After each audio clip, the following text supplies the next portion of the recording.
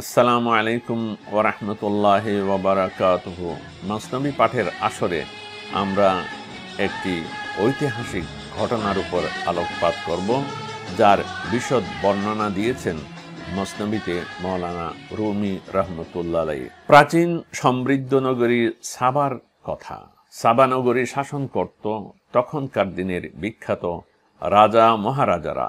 সাবার প্রতাপশালী রানী বিলকিসের উল্লেখ আছে কোরআন মজিদে। আল্লাহর নবী মানব দানবের বাদশাহ হজরত সুলাইমান আলাইহিস সালাম হুদহুদ পাখির মারফত পত্রালাপ করেছিলেন রানী বিলকিসের সাথে। রানী বিলকিস আসার আগে চোখের পলকে তার সিংহাসন নিয়ে এসেছিলেন সুলাইমান আলাইহিস সালামের এক সভাসদ ইসমে আজমের গুণে। এছাড়াও রানী বিলকিস সুলাইমান আলাইহিস সালামের বশ্যতা শিকারের চমকপ্রদ ইতিহাস আলোচিত হয়েছে সূরা নামালে দ্রষ্টব্য আয়াত 28 থেকে 31। ভৌগোলিক অবস্থানগত কারণে সবুজ শ্যামল নিসর্গ নিয়ে গড়ে উঠেছিল সমৃদ্ধ নগরী সাবা। এর অবস্থান ছিল বর্তমান সৌদি আরবের দক্ষিণে ইয়ামেন সীমান্ত বরাবর। লোহিত সাগর আর ভারত মহাসাগরের সঙ্গম স্থলে আরব সাগরে আফ্রিকার কাছাকাছি অবস্থানে এশিয়া ও আফ্রিকার বাণিজ্য কেন্দ্র হিসেবে এর গুরুত্ব ছিল বিশ্বজনীন। এর স্বাভাবিক প্রতিক্রিয়ায় সাবার জনসাধারণ ছিল ব্যবসায়ী, ভোগবাদী, বিলাসপ্রিয় এবং কতক অলস ও লাজ লজ্জাহীন। কিভাবে অর্থের পাহাড় গড়ে তুলবে, আধিপত্যে কর্তৃত্বে কে কাকে ছাড়িয়ে যাবে, সেই চিন্তায় তারা কখনো আধ্যাত্মিকতা, নৈতিক সুচিতা ও পরকাল নিয়ে চিন্তা করত না। মানবীয় গুণ ও চরিত্র বলতে কোনো কিছুর মূল্য তাদের কাছে ছিল না। পাপের গড্ডালিকা প্রবাহে তারা গা ভেসে দিয়েছিল। তাদের মধ্যে ভালো লোক অবশ্যই ছিলেন এবং ভালো লোকেরা তাদেরকে যথারীতি উপদেশ দিয়ে যাচ্ছিলেন। তাদের উচ্ছৃঙ্খল জীবনের ভয়াবহ পরিণতি সম্পর্কে সতর্ক করছিলেন। অন্তত 13 জন আল্লাহর নবী এসেছিলেন সাবার লোকদের জীবন চলার বিশুদ্ধতম পথ দেখানোর জন্য, কিন্তু আল্লাহর নবীদের নেক বান্দাদের কোনো উপদেশে তারা কর্ণপাত করেনি।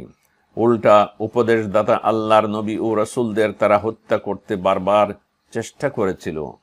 তাদের সামগ্রিক অবস্থা হয়েছিল মাওলানা রুমি কবিতায় যা চিত্রিত করেছেন। খাজদে খোনে নাসে হামিদাশতান তখমে ফিসকো কাফিরি মি কাশতান। উপদেশদাতাদের রক্ত ঝরানোর চেষ্টায় লেগে থাকতো। পাপাচার, অনাচার, কুফরি, ফাসিকি, জুলুমের বীজ বুনত। জাগতিক শিক্ষায়, সভ্যতায়, অর্থে, বিত্তে উন্নত হওয়া সত্ত্বেও তাদের এমন অবস্থা কেন হলো, এর কোনো সদুত্তর নেই। যেমন আজকের দুনিয়ায় মানব সভ্যতার সবচেয়ে ঘৃণ্য নিকৃষ্ট কাজ সমকামিতাকে কেন বিভিন্ন রাষ্ট্র বৈধতা দিল, তারও কোনো জবাব নেই। মাওলানা রুমি বলেন, কপাল খারাপ হলে কেউ ফিরাতে পারে না। কারো তকদিরের ফয়সালা উপস্থিত হলে বিশাল দুনিয়া তার জন্য সংকীর্ণ হয়ে যায়। তকদিরের ফেরে সুস্বাদু মিষ্টান্ন মুখে অসহ্য যন্ত্রণাদায়ক তিতায় পরিণত হয়। এর কারণ ব্যাখ্যায় মাওলানা রুমি আরো বলেন, গফতিজা যা আল কাজা দা কাল ফাজা তহজাবুল আবসারু ইজজা আল কাজা। বলা হয়, নিয়তি উপস্থিত হলে আকাশ সংকীর্ণ হয়ে যায়। তকদিরের ফয়সালা আসলে দুই চোখ আঁধারে ছেয়ে যায়। তকদিরের ফয়সালা যখন উপস্থিত হন, তখন মানুষ চোখ থেকেও অন্ধ হয়ে যায়। নিজের ভালো মন্দকে সে তা বুঝতে পারে না। সম্পূর্ণ কিংকর্তব্য বিমূঢ় কর্মশক্তি রহিত হয়ে পড়ে।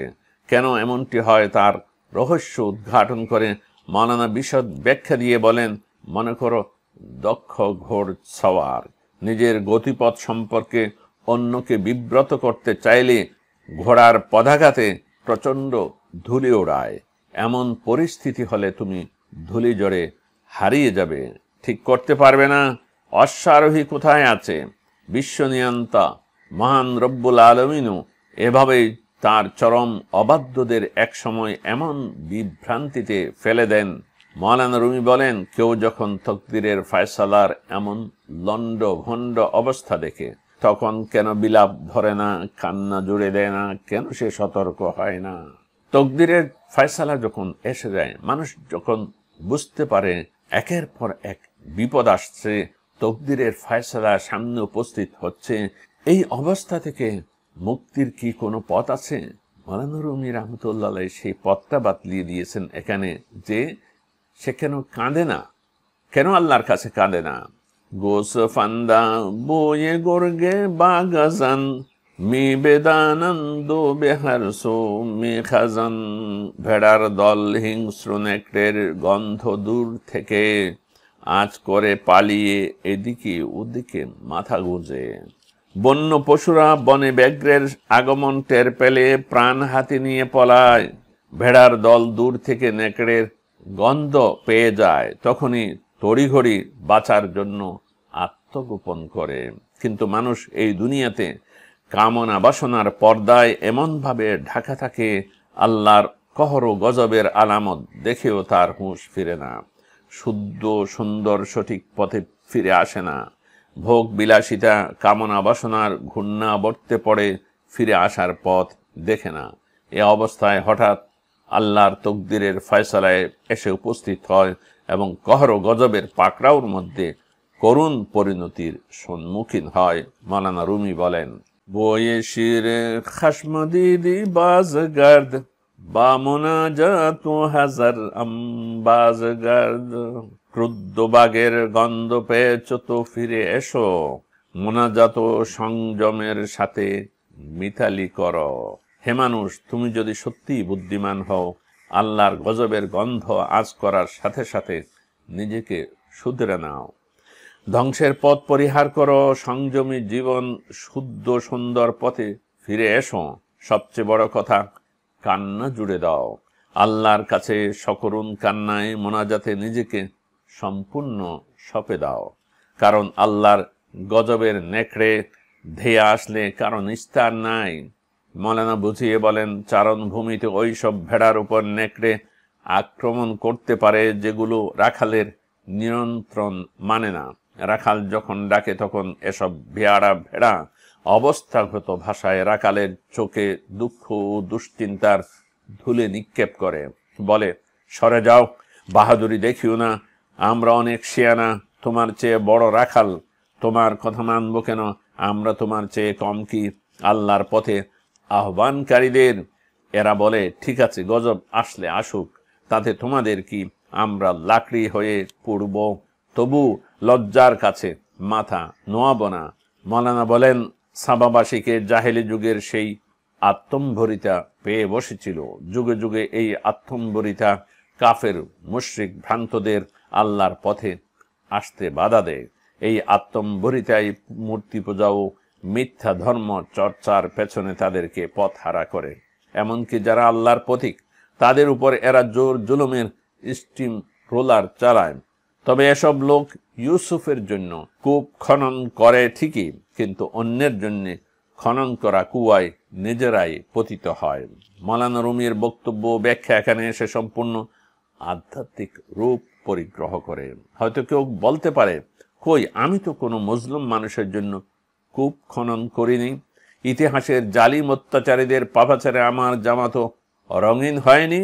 মাওলানা তাদের উদ্দেশ্যে বলছেন, যে ইউসুফের কথা বলছি, কিস্তে ইউসুফ দিলে হাক জোয়ে তো চুন আসিরি বাস্তা আন্দার কোয়ে তো। কে সে ইউসুফ?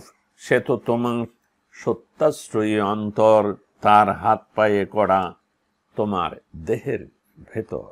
জিব্রাইলি রাবারস্তন বাস্তাই পারবালা শরাবে সাজ্জা খাস্তাই। তুমি এক জিব্রাইলকে এনে বেঁধেছ দেহের খুঁটির সাথে, তার ডানা শত জায়গায় করেছ বিক্ষত আঘাতে আঘাতে। তোমার অন্তর্জগতে জিব্রাইল রূপী যে রূহ বিরাজিত, তাকে তুমি দেহের খুঁটিতে বেঁধে রেখেছ, তার ডানায় পালকে শত জায়গায় তুমি আঘাতে আঘাতে ক্ষত বিক্ষত করেছ।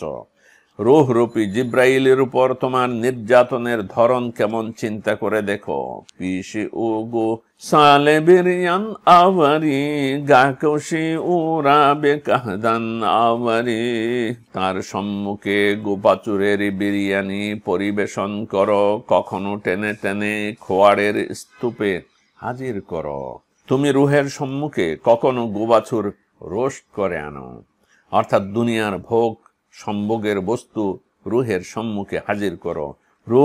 রুহের প্রকৃত খাদ্য না দিয়ে অখাদ্য কুখাদ্য খেতে বাধ্য করো।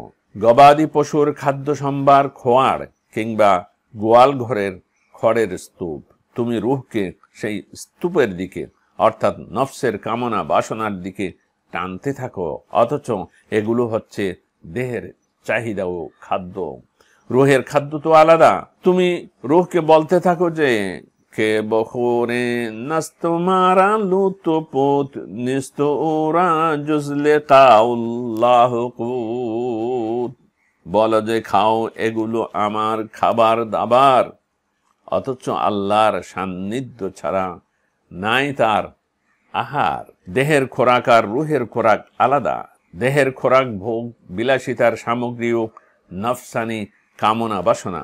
রুহের সামনে এসব পেশ করা মানে রুহের উপর অত্যাচার করা। কেননা রুহের খোরাক হলো আল্লাহর জিকির, আল্লাহর চিন্তায় মশগুল থাকা এবং তার কাছে কায় মনোবাক্যে দোয়া ও মোনাজাত করা। কোরআন মজিদে ইরশাদ হয়েছে, আলা বিযিকরিল্লাহি তাতমাইন্নুল কুলুব, সাবধান, আল্লাহর জিকির ও স্মরণের দ্বারাই অন্তরসমূহ প্রশান্তি লাভ করে। এ অবস্থায় রূহ অহর্নিশ তোমার বিরুদ্ধে নালিশ করে বলে, হে আল্লাহ, এই বুড়ো নেকড়ে, এই লোকটির হাত থেকে আমাকে বাঁচাও, উদ্ধার করো। আল্লাহ তখন রূহকে বলেন, একটু সবুর করো, সবুরে মেওয়া ফলে, তোমার ফরিয়াদ সময় মতো কবুল হবে। রূহ বারবার বলে, আমার ধৈর্যের বাঁধ ভেঙে যাচ্ছে, কারণ আমি তোমার দর্শন ও মিলন প্রত্যাশী। এই লোক তোমার সান্নিধ্যের পথে অন্তরায় সৃষ্টি করে রেখেছে। রব্বুল আলামিন, আমি যে তোমার আহমদ মুস্তাফা সাল্লাল্লাহু আলাইহি ওয়াসাল্লামের মতো ইহুদিদের হাতে বন্দী হয়ে আছি, অথবা সামুদ জাতির কবলে দুর্দশাগ্রস্ত হযরত সালেহ আলাইহিস সালামের মতো দেহের ভেতরে আমার করুণ দশা, আমি তোমার সান্নিধ্য পাওয়ার জন্যে পাগল পারা। আজকে আমরা আলোচনা এখানেই শেষ করব। সামনের ভিডিওতে সাবাবাসীর ঘটনা নিয়ে, কাহিনী নিয়ে মাওলানা রুমি রহমতুল্লাহ আলাইহি অন্য দৃষ্টিকোণ থেকে আলোচনা করেছেন। সেই পর্যন্ত বিদায় দিন। ওয়া আখিরু দাওয়ানা আনিল হামদুলিল্লাহি রাব্বিল আলামিন।